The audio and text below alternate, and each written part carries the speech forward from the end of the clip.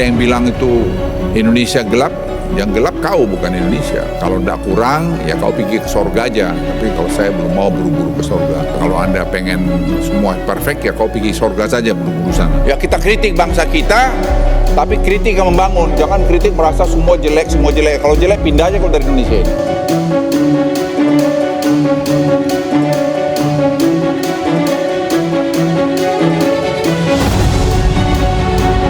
Mau balik ya bodoh aja. Mau peluang di sini kau bagus. Kamu di Amerika di mana pasti akan second class. Tidak akan bisa kau first class citizen. Kamu first class citizen di Indonesia, di kampungmu ini. Dan kalau kau udah punya ilmu, kau bawa kemari dengan peluangnya begini banyak, Anda akan jadi somebody. Kalau di luar kamu ya hidup enak pasti, tapi ya udah jadi pesuruhnya kapitalis kita. Buat Pak Luhut, I don't give a shit. Kita nggak peduli, kita mau first class, second class citizen. Yang penting di negara tempat tinggal kita sekarang, kita tuh hidup layak, kesempatannya sama, dan kita tuh masih bisa nabung juga. Nabung pun itu bisa buat pulang ke Indo, mudik ke Indo, dan juga bisa buat jalan-jalan di luar negeri, bahkan di dalam negeri tempat tinggal kita sekarang. Kalau first class di Indonesia itu apa sih? Siapa yang first class di Indonesia? Ujung-ujungnya juga government kan? Pak Ahok aja udah pernah bilang, miskin jangan lawan yang kaya, karena pasti akan tambah miskin. Yang kaya jangan lawan pejabat, karena hartanya akan habis. Jadi siapa yang first class? Pejabat kan? Kita nggak mau jadi pejabat, Pak, karena udah muak. Permainannya gitu-gitu aja. Yang first class siapa? Businessman. Toh businessman di Indonesia juga banyak kok yang nakal-nakal, yang nekan UMKM biar nggak bisa naik, biar mereka tetap jadi rajanya bisnis di Indonesia. Banyak kok yang kayak gitu. Jadi siapa? Mau ngomongin first class yang class citizen, siapa di Indonesia? Lulusan S1 aja gaji UMR syukur-syukur, S2, S3 aja UMR. Gimana penghargaannya? Pun kita berada, bahkan karena saya sukses di Jerman, saya bisa membuka lapangan kerja untuk masyarakat di Indonesia. Bapak emang udah bisa ngasih makan rakyat, atau malah Bapak makan uang mereka? Sebenarnya harus kita ragukan, itu bukan rasa nasionalismenya, tapi karena sistem yang membuat kita pengen pergi. Udah, kabur aja dulu ke Jerman. Di sini kamu nggak akan kelaparan dan kesejahteraan.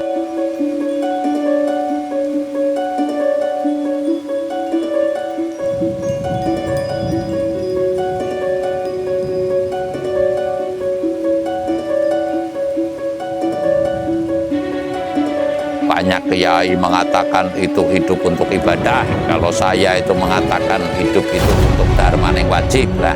Artinya tidaklah itu rakyat, tidaklah itu pejabat saat ini itu ngerti ini mau nyandang bagus, mangan enak, senang-senang, surga neraka, pinter bodoh. Bagaimana agar rakyat ini tidak berpikir gotong royong, namun berpikir bagaimana kerukunan itu ya segala sesuatu itu ujung-ujungnya duit ya.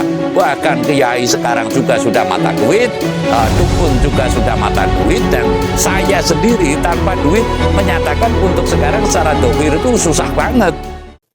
Ngitung paweling kaki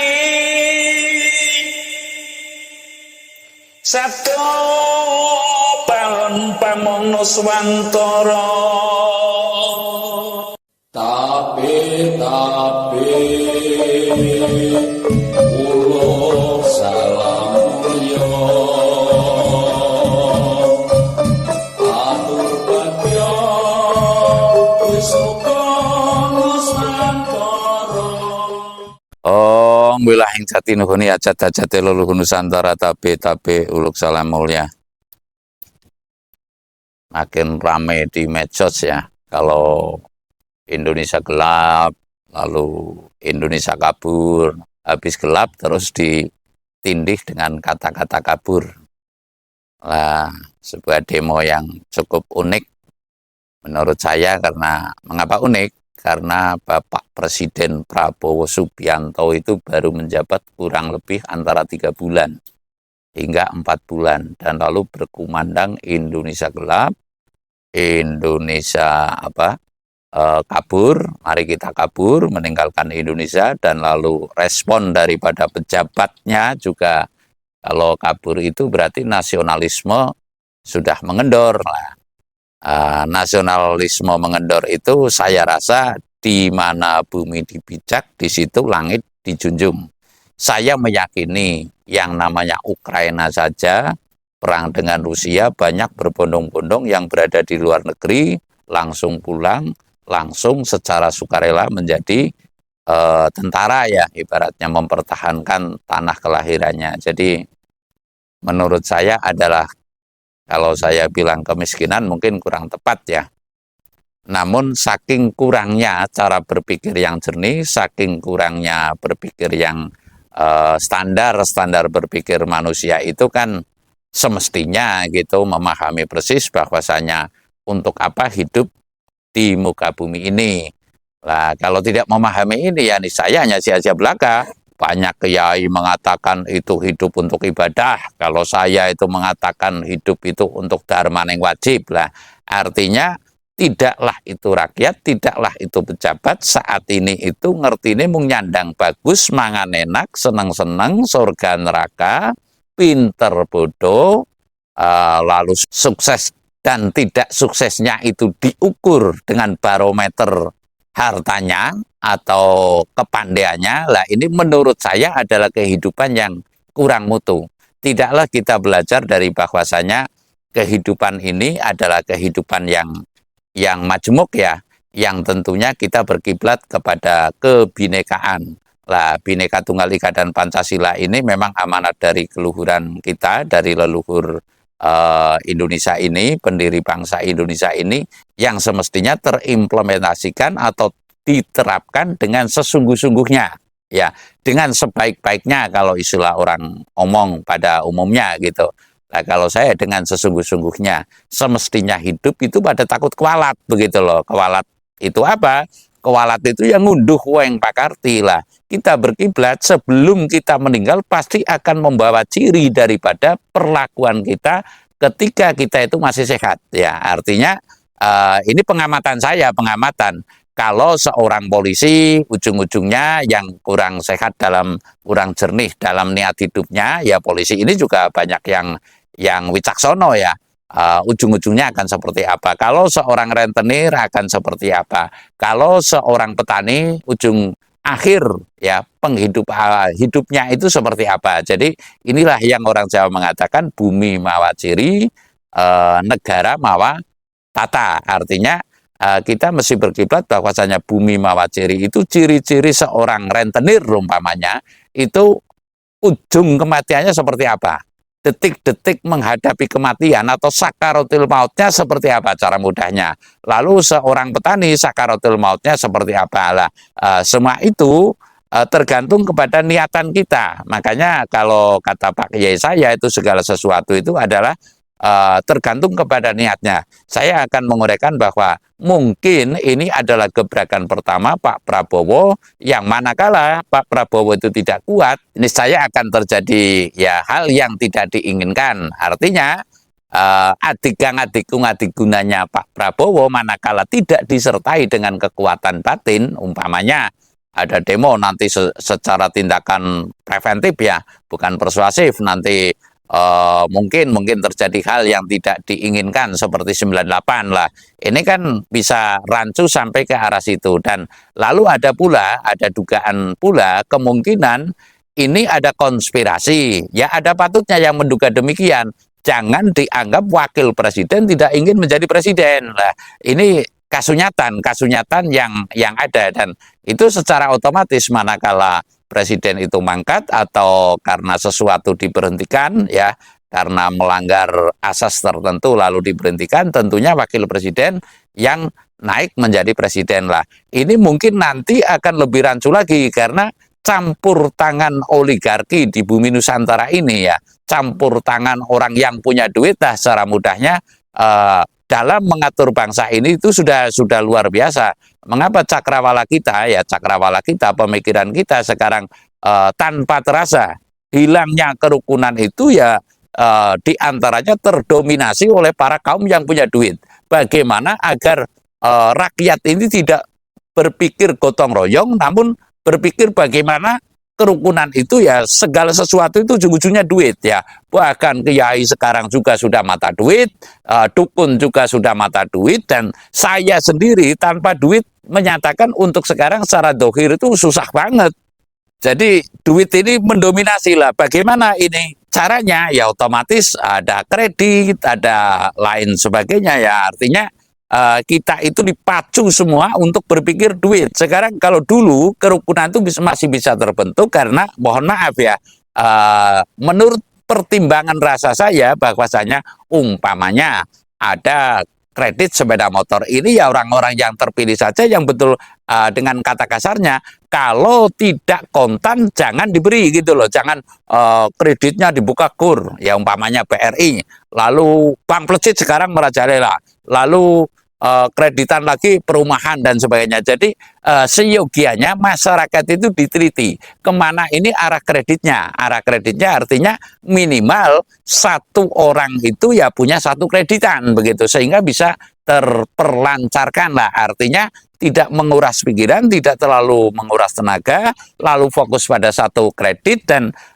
ini semestinya campur tangan pemerintah. Kalau pemerintah itu menggandeng oligarki mungkin ya wajar, karena membangun bangsa dan tanah air ini juga perlu finansial ya, jar Basuki Mawabeo. Namun ketika masyarakat yang diserang oleh oligarki, oleh kaum bermodal, niscaya masyarakat ini akan berdele-dele lah. Lalu saya akan mengatakan ya bahwasanya miskinnya bangsa ini tidak ada nilai spiritual yang berjalan pada masing-masing manusia. Menurut saya ya, nyaris tidak ada yang berjalan. Sekali lagi saya tarik kata-kata saya, bukan semuanya, namun nyaris tidak ada perjalanan spiritual yang di situ notabene adalah penghayatan terhadap kehidupan, nyaris berhenti total. Nyaris ya, nyaris itu masih berarti ada yang tidak berhenti total dalam penghayatan kehidupan kita semua ya. Namun rata-rata tidaklah itu pejabatnya, tidaklah itu brahmanannya, tidaklah itu rakyatnya, ini sudah terhenti dalam gerak spiritual, sehingga yang dikenali hanya urian-urian yang telah ada.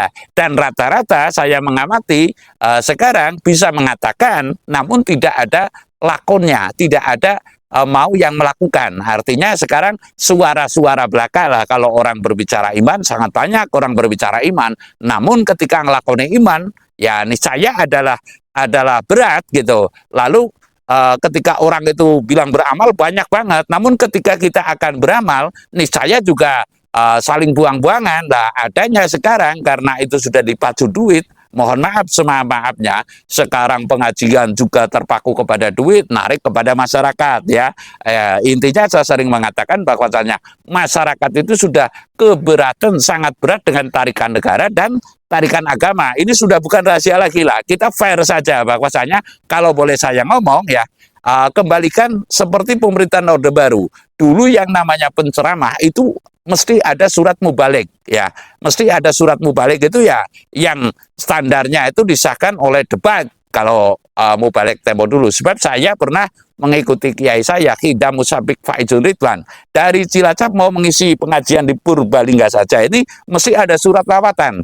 Nah sekarang anak kecil saja tanpa surat menyurat yang sudah tersertifikasi semestinya oleh Departemen Agama sudah berani ceramah-ceramah, dan ini dianggapnya orang top, namanya Kebon Nusu Gudel kalau menurut saya. Jadi intinya saya mengatakan kali ini bahwasanya tagar gelap dan lalu tagar kabur kemungkinan adalah merupakan simbol makin gelap dan akan kaburnya. Kabur itu yang nggak jelas lah, ya kabur ibaratnya mata kabur itu seperti apa, makin tidak jelas arah ke depan Indonesia ya, yang dipimpin oleh Bapak Prabowo, kecuali pengecualian ya, yang saya maksud itu Pak Prabowo itu mawas singa sepi ya seperti Pak Harto, tindakan nyata yang didapat dari hasil mawas inga sepi gitu lah. Ini sebuah kasunyatan yang bahwasanya Pak Harto itu guru patuhnya dan guru tuduhnya, guru panuntunnya yang asli adalah Romo Sudiat Prawirokusumo, dan sampai sekarang tempat bedahing Suroso Sastro Jendro Pangruating Diu yang menurut saya ya, yang menurut saya itu adalah bundelan satu kepemimpinan Nusantara ini masih ada dan tertera di Gapura Padepokan Ampel Gading Jambe 7. Lah tanpa ini nih saya Pak Prabowo ya akan ya mungkin ya gelap dan kabur, karena prospek ke depan ya itu menurut kami hutangnya sudah sangat banyak, lalu programnya juga sudah sangat banyak, lalu mengangkat kabinet juga sudah melebihi daripada kabinet yang masa pemerintahan Pak Jokowi ya. Jadi mungkin kemungkinan besar ya makin gelap dan makin kabur. Adapun simbolis daripada gelap dan kabur ya kegelapan, makin gelap ya gelap lah intinya.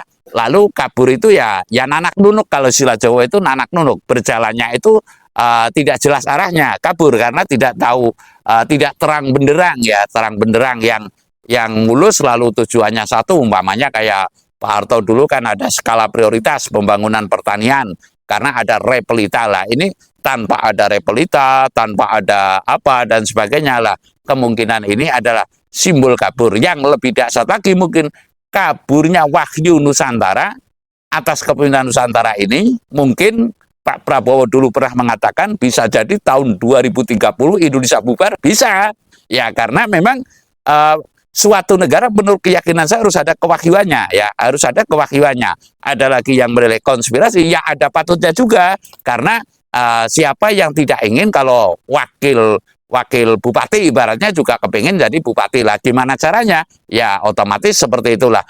Manakala nanti, mohon maaf, ada belum medu setahun, saya pernah membuat konten dulu tahun 2021 kalau nggak keliru, Arab anak belum medu setahun. Ya, belum medu setahun ya kuda kecil disuruh balapan gitu loh, disuruh balap kuda lah. Kiranya pantas nggak? Dan tentu nantinya pasti kalah begitu loh. Lah ini yang perlu kita waspadai. Hening mahanani tadi, seyogianya kita melangkah mestinya kiblatnya kepada pemikiran yang hening, atau bagi yang bisa memohon petunjuk, dasarnya adalah petunjuk. Saya rasa demikian. Terima kasih.